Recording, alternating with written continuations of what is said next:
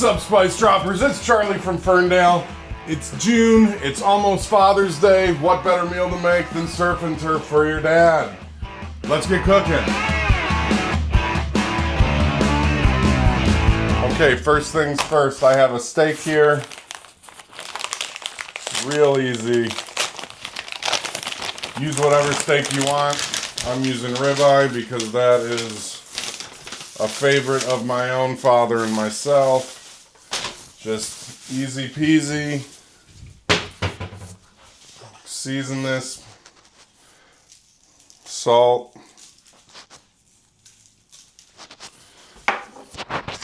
Pepper. Garlic. Now I'm going to flip that over, season the other side. You do want a healthy amount of salt. Helps bring the flavor out of the meat. Pepper. Garlic. So we're going to take this steak, set it to the side. We're going to let this sit out while we prep everything else. We want this to come closer to room temperature.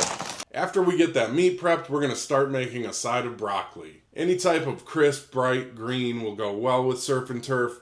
You do want something like broccoli, asparagus, or Brussels sprouts to cut through the richness of the steak and seafood that's going to be covered in butter. So I'm just going to pan steam these broccoli cuts and then add some parmesan and lemon to help bring the whole plate together. I have less than a centimeter of water simmering in a pan, and we're not going to steam it too long. We still want some crunch when we bite into it. So now that we have that on, we can start with the clarified butter. It's not going to be perfect, but that's okay because I don't really care either way. But what you're going to do is throw about half a stick of butter or more for more people into a saucepan and let that melt very slowly. You'll start to see the white solids moving to the top. These are the milk solids like whey and lactose, and we'll be skimming that out. There are plenty of different ways to do this, but I usually just use a strainer with some cheesecloth. Obviously, I don't have any cheesecloth today, so the strainer will do just fine. You can see here all the solids the strainer caught. And now if you cook that remaining clarified butter on super low for just a bit more, you'll get a nice nutty flavor. Okay, now we can prep these lobster tails. And this is an easy prep method for cooking in the oven or on the grill. We're just going to cut straight down the back of the tail from the abdomen to the top part of the frills or the fan at the end of the tail. Then turn it over and you'll see a few ridges that feel like bones, and you want to pop those right in the center so they crack. There's also some little flipper things that you can snip off, but that's purely for looks. Although I do have to say it helps it not look so much like an insect on your plate. So now that everything's cut and cracked and popped, take a fork or a spoon and just push it along the inside of the shell between the shell and the meat so you can pull the meat away from the shell. This is easy, and once you get a good start, it just glides down to the tip of the tail. Scoop around the whole inside of the shell to separate that meat on all sides. Then you can pull it up out of the shell and rest it on top. It'll cook a little bit faster, but it also makes a great presentation.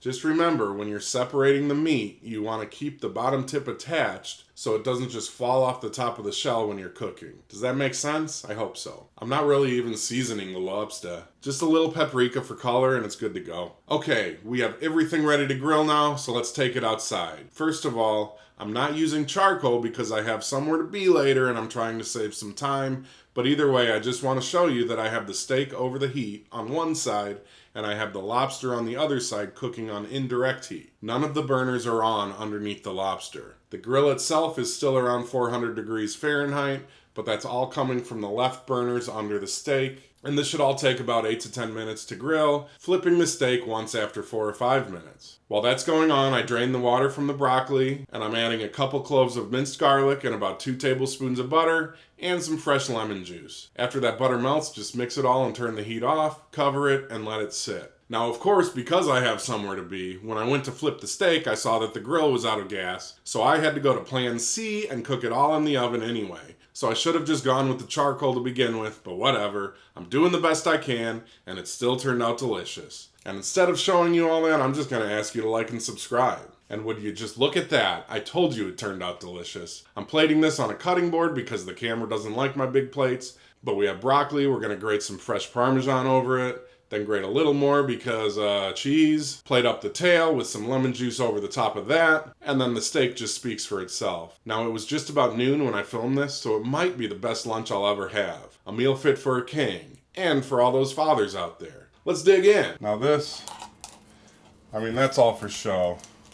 So you can easily just take this right out. And you know, there it is. There's that giant lobster tail. Alright, spice droppers.